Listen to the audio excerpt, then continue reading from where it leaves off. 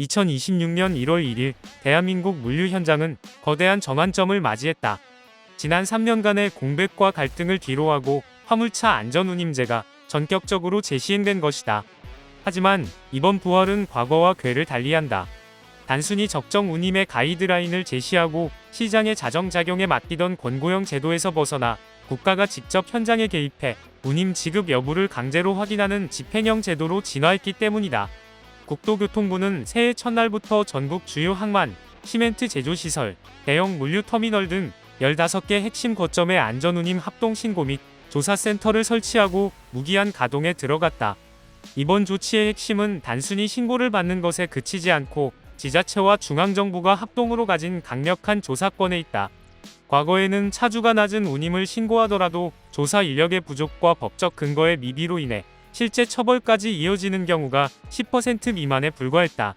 그러나 2026년형 신고센터는 특별사법경찰관에 준하는 조사 권한을 부여받은 지자체 공무원과 국토부 조사관, 그리고 회계 전문가들이 팀을 이루어 화주사와 운수사의 배차 일부, 통장 입금 내역, 세금 계산서 등을 즉각 대조할 수 있는 권한을 행사한다. 이는 사실상 물류 현장의 세무조사에 버금가는 강력한 감시망이 깔렸음을 의미한다. 정부가 이번 신고센터 확대와 함께 가장 경계하는 것은 변칙적인 운임 갈취다. 표면적으로는 고시된 안전운임을 지급하는 것처럼 서류를 꾸미되 뒤로는 배차 관리비, 차량 유지비, 물류 시스템 이용료 등의 명목으로 운임의 일정 부분을 다시 돌려받는 소위 페이백 관행이 그 타겟이다.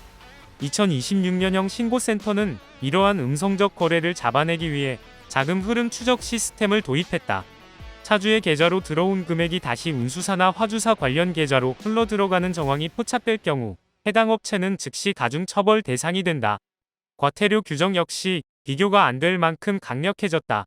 기존에는 위반 사실이 적발되어도 솜방망이 처벌에 그치는 경우가 많았으나 2026년부터는 위반 건당 500만 원의 과태료가 즉시 부과된다.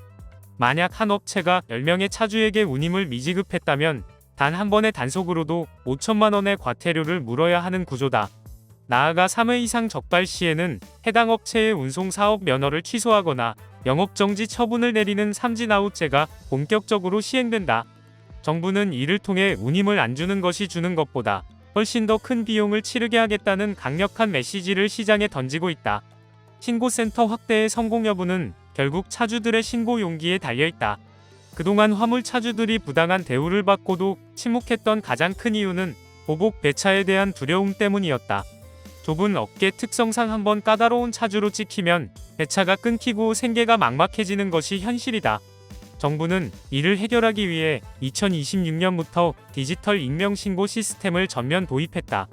신고자의 IP와 개인정보는 수사 단계에서 완벽히 암호화되며 조사 과정에서도 정기 무작위 점검 형식을 취해 특정 신고자를 추측할 수 없도록 공문을 발송한다. 특히 주목할 점은 보복 행위에 대한 징벌적 손해배상의 도입 검토다. 만약 특정 업체가 신고자를 색출하거나 그에게 불이익을 준 정황이 포착될 경우 해당 업체는 기존 과태료의 5배에 달하는 징벌적 과태료를 물어야 하며 피해 차주에게는 정부가 운영하는 공공물류망 우선 배차권이 부여된다. 이는 차주가 안심하고 자신의 권리를 주장할 수 있는 최소한의 안전장치를 마련한 것으로 평가받는다. 현장에서는 아직은 조심스럽지만 과거보다는 확실히 정부가 우리 편이라는 느낌을 준다는 차주들의 반응이 나오기 시작했다. 정부는 신고센터의 효율성을 극대화하기 위해 기술적 해법도 병행하고 있다. 2026년 하반기부터는 모든 화물차에 장착된 디지털 운행 기록계와 안전운임 정산 시스템을 실시간으로 연동하는 시범 사업이 실시된다. 차량이 실제 주행한 거리와 시간, 그리고 상하차 대기 시간까지 자동으로 계산되어 적정 운임이 시스템상에 자동 산출되는 방식이다. 이렇게 되면 차주가 일일이 계산해서 신고할 필요 없이 시스템상에서 계산된 운임보다 낮은 금액이 입금될 경우 자동으로 신고센터에 경고 알람이 울리게 된다. 이 시스템은 인적 조사의 한계를 극복하고 데이터에 기반한 투명한 시장을 만드는 핵심 열쇠가 될 것으로 보인다. 국토부는 이를 통해 2027년까지 전체 화물 운송 거래의 전산화율을 대폭 끌어올리겠다는 포부를 밝히고 있다. 이는 단순한 단속을 넘어 물류 시장의 구조 자체를 디지털화하여 부정부패가 끼어들 틈을 없애겠다는 의지다. 지금 전국 15개소에 설치된 안전운임 신고센터는 단순한 민원 창구가 아니다. 그것은 화물 노동자들에게는 최후의 보루이며 불법 관행을 일삼던 업체들에게는 준엄한 심판소다. 정부의 강력한 의지가 현장에 안착하기 위해서는 일시적인 단속에 그치지 않는 지속적인 모니터링과 화주와 차주가 상생할 수 있는 경제적 유인책의 도화가 필요하다. 2026년 1월 차주들의 뜨거운 응원과 화주들의 날선 우려 속에서 출발한 신고센터 확대 조치는 이제 대한민국 물류 정의를 바로 세우는 시험대가 되고 있다.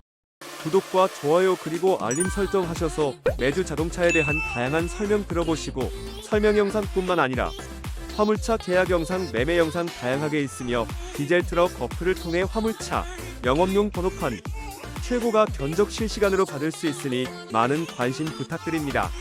감사합니다.